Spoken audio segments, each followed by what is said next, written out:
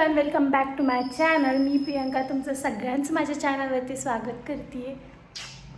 आज तावरून आम्ही मी निघाली पुण्यात शॉपिंग करायला. आता लग्न जवळ आलेच आहे, सो तिचं पण भरपूर शॉपिंग राहिलं आहे आणि माझंसुद्धा सकाळचा अटायर पूर्ण फिक्स करायचं बाकी आहे. सो बघूयात आता पुण्यात जाऊन मी कुठे कुठे काय काय एक्सप्लोअर करते. चला तर मग माझ्यासोबत आता तुम्ही पण बघा मी काय काय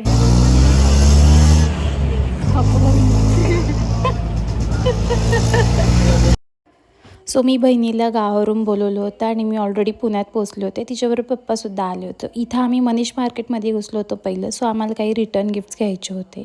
ही मी क्वांटिटी चेक करत होते की आमच्या अकाउंटमध्ये ही बसते का नाही. पण नंतर कळालं की जे मला अकाउंट पाहिजे होते हे तेवढे अवेलेबलच नव्हते. म्हणून मग आम्ही दुसरं काही ऑप्शन्स चेक केलं आणि ते घेतलं. नक्कीच तुम्हाला नंतर येत्या ब्लॉगमध्ये कळेल की मी अजून काय घेतलं आणि ते खूप साऱ्या व्हरायटीज होत्या. त्यानंतर मग तिची रेंटल ज्वेलरी हे सगळं आम्ही पाहिलं. तिथं काय अवेलेबल आहे काय नाही, तिच्या अटारवरती कसं सूट होतं आहे हेही आम्ही तिथं जाऊन चेक केलं.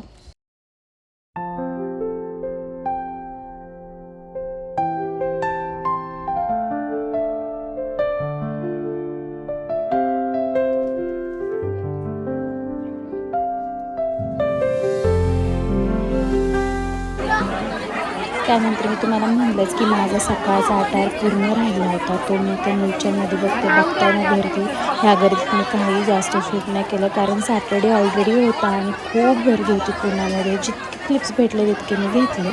त्यानंतर तिथेही तो अटायर फिक्स नाही झाला, म्हणजे जे पाहिजे ते आवडलं नाही. त्यानंतर मग इथंच रोड स्ट्रीटवरती ना रेडीमेड ब्लाउजेसचे दुकानं होती, तिथे गेलो आम्ही आणि तिथे एक दोन बघितले, पण तिथे आम्हाला चांगलं भेटले नाही. आणि मग पुढे गेल्यानंतर अजून एक माणूस बसला होता स्ट्रीटवरतीच असेच ब्लाऊज घेऊन. 500ला 2 पीसेस एकदम भारी क्वालिटीचे होते ते सुद्धा. फक्त त्याला आपला रिक्वायरमेंटनुसार फिटिंग करायचं. खूप भारी होते. मी 2 घेतले आणि तिनेसुद्धा 2 घेतले.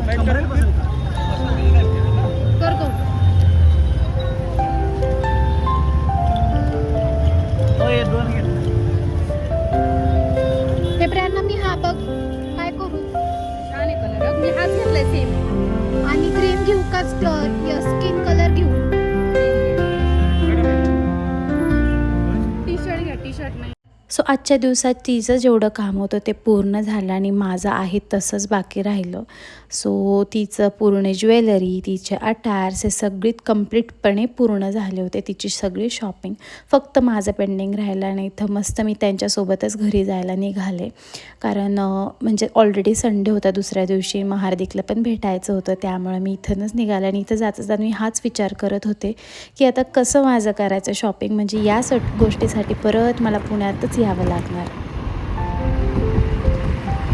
नंतर मी घरी गेले आणि बघताना हे दृश्य आणि मी जायच्या अगोदरच ह्याची रिॲक्शन होती आणि नंतर मावशीचं प्रेम.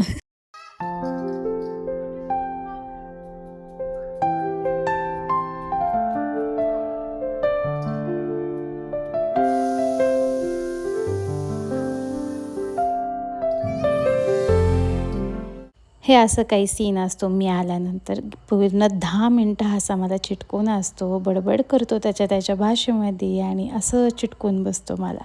त्यानंतर मग आम्ही तिथे एक गेम घेतली होती त्याच्यासाठी. ही तिथे मी जोडायचा प्रयत्न केला आणि ती त्याला दाखवली की अशी खेळायची. आणि हे दाखवताना सुद्धा मला माझ्या मांडीवरच बसायचं होतं त्याला. हार्दिकला गाड्यांचं फार क्रेज आहे. खूप साऱ्या गाड्या आणल्या ना तरी तो कंटाळत नाही. पण दुसऱ्या दिवशी किंवा तिसऱ्या दिवशी ती गाडी पूर्णपणे आता तुटलेली असते. पहिलं असं नव्हतं बरं का, म्हणजे गाडी ही म्हणजे तुटायची नाही, पण आता कळायला लागलं ना तसं ती दुसऱ्या तिसऱ्या दिवशी तुटलेलीच असते.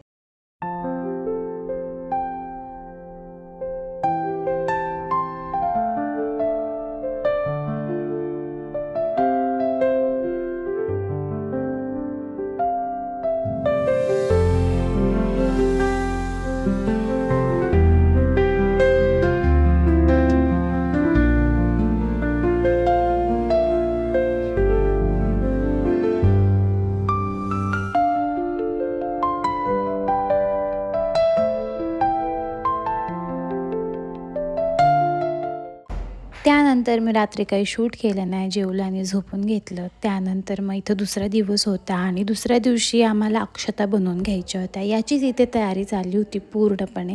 लग्नाला खूप साऱ्या अक्षता बनवावे लागतात आणि हीच ती प्रथा की अजून एक काहीतरी घरात होणार होतं. सो याचंच हे डेकोरेशन इथं सुरू केलं होतं मी करायला.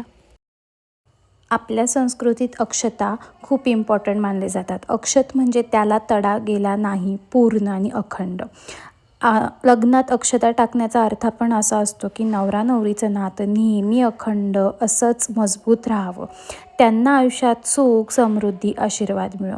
म्हणजेच ही फक्त तांदळाची मूठ नसते, तर प्रत्येकाच्या मनापासून दिलेला आशीर्वाद असतो.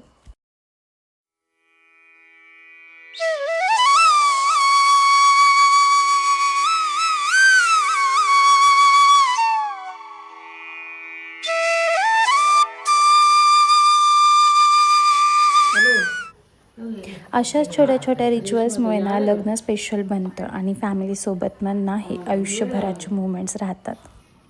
चला आता सिम्पल आणि असं खूप सुंदर असं डेकोरेशन केलं होतं. खूप सारी फुलं नव्हती, ज्यात होतं त्यातच आम्ही काम केलं होतं.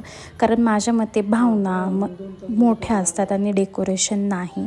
पण जे होतं, जे येतं मला तेच मी इथं करायचा प्रयत्न करते. आणि डेकोरेशन करायचा या मागचा दुसरा हेतू पण असा आहे की जे आपल्या घरी हे सगळं परंपरा किंवा रिच्युअल्स करायला येणार आहे त्यांनाही असं फील झालं पाहिजे की हो बाबा हे लग्नघर आहे.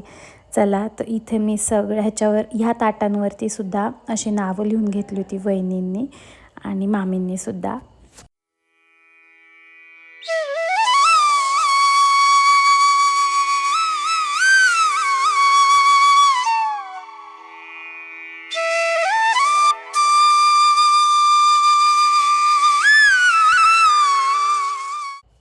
चला आता सगळ्याच लेडीज घरात आल्या होत्या. खरंच सांगते घरात एकदम वेगळी एनर्जी आली होती.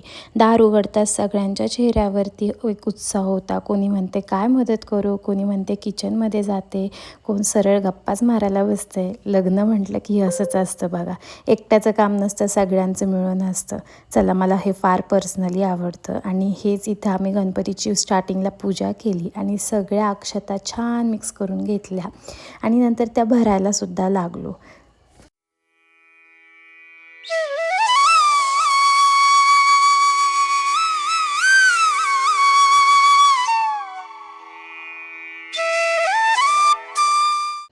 आता अक्षता तर झाल्यात म्हणजे खरं तर ते मिक्सिंगच फक्त नसतं, त्यात पण खूप काही गोष्टी असतात.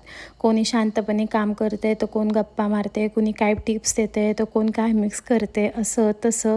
आणि ह्या सगळ्यात एकदम फॅमिली बॉन्डिंग दिसतं, बरोबर की नाही. मला एक गोष्ट खूप आवडते. आपण अक्षता बनवताना प्रत्येकाचा टच त्यात असतो. म्हणजे लग्नाच्या दिवशी जेव्हा ती अक्षता टाकली जाते त्यात सगळ्यांचाच आशीर्वाद असतो. आजकाल रेडीमेड सगळं मिळतंच, पण स्वतः बनवण्यात जो फील असतो ना तो वेगळाच असतो. तुम्हाला काय वाटतं मला नक्की कमेंट सेक्शनमध्ये सांगा. मला वाटतं अशा छोट्या रिच्युअल्समुळेच आपलं कल्चर जिवंत आहे आणि आपल्यालाही त्याच्याशी कनेक्शन फील होतं. चला इथं आमचा मध्ये मध्ये लाडही लुटला होता. एकदम मस्त मध्येच यायचं, त्रास द्यायचं, हेच चाललं होतं.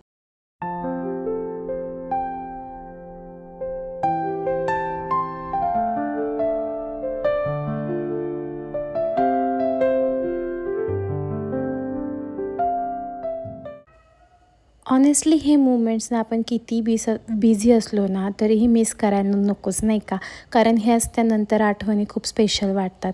आजकाल सगळेच आपापल्या कामात इतके बिझी असतो ना आपण, पण अशा फंक्शनमुळे आपण सगळेच एकत्र येतो आणि तोच तर हॅपीनेस असतो. इथं फार जणी नव्हत्या, ज्या जवळच्या होत्या त्यांनाच इथं आम्ही बनवलं होतं, पण तेही फार स्पेशल होतं कारण लग्नघराचं फंक्शन होतं.